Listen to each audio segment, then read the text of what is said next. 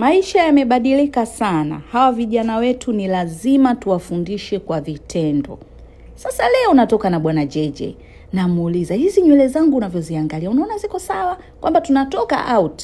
Hapana mama. Hii dress leo nimeivaa karibu mara ya ngapi na unaniona? Unahisi tunaweza tukatoka hivi hivi? Hapana mama. Nikamwambia sasa wewe kama kaka, unatakiwa sasa leo unispoil. Si umebeba hela? Ndio nimebeba hela mama, maana na kibubu chake leo. Nikamwambia hebu kifungue kwanza kibubu tutoke. Tukaanza safari. Sasa mama, mbona tunatembea na gari iko nyumbani? Nikamwambia hapana, wakati mwingine ni lazima ujue kwamba kuna kupanda daladala. Moja kwa moja nikamchukua mpaka GNS Solution. Tumefika hapo anasimama, namwambia fungua mlango. Ni lazima ujifunze kumfungulia mwanamke mlango. Mama anafunguliwa mlango, nikamkata na jicho. Kufika hapo nikamwambia sasa mimi leo na shop. Nikachukua zangu hapo shampoo, nikachukua conditioner, nikachukua spray, nikamwambia lipia. Wakati analipia hapo, nikawa nimekaa na muangalia. Kwa sababu mimi dada nilimwambia nataka nitengeneze na nywele, anashangaa, nilipie na nywele? Ambia lipa. Lazima ujue kwamba wanawake sisi ni watu wa kuspoiliwa. Maskini akawa amelipia hapo. Nikamwambia sasa asante kaka, nashukuru, naomba upate kiti hapo subiri uone muda nitakaokaa hapa saluni kuhudumiwa. Tukaingia zetu VIP, akapewa kachai. Kaka anashangaa, kumbe saluni zao wanapewa na chai. Na mimi nikaletewa chai. Nikamwambia kaa kwenye kiti cha massage hapo, kwa sababu hapa VIP unapata huduma ya massage pia.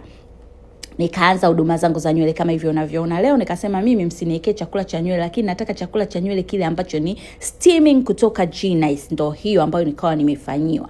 Siku detox siku hiyo. Nilivyomaliza hapo nikamwambia unaona naosha nywele. Basi baada ya hapo tazama nywele yangu ilivyokuwa nzuri jamani. Umeona nywele imejaa, alafu nywele yangu jamani inajaa sasa hivi.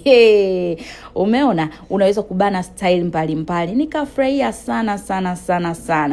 Kwa kweli nikamshukuru. Nilitaka tu ajue kwamba aisee wanawake huwa wanataka kuhudumiwa kwa namna fulani. Kwa hiyo mdogo mdogo ili aweze kujifunza. Nikamwambia umeona hii spray, haya njoni kunongoneze, nataka unipeleke sehemu nikanunue nguo. Mama jamani, nguo tena? Nikamwambia twenzetu.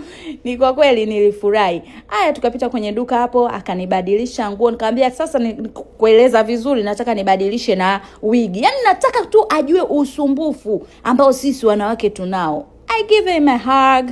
Tuka hug pale, tumefurahi. Haya lipia baba nguo. Akawa amelipia nguo yangu nzuri, expensive dress, nice one. Haya hao tukatoka, lakini nimemshukuru sana sana sana. Najua kwa uchache atakuwa kajifunza kitu. Si umeona ananifungulia mlango.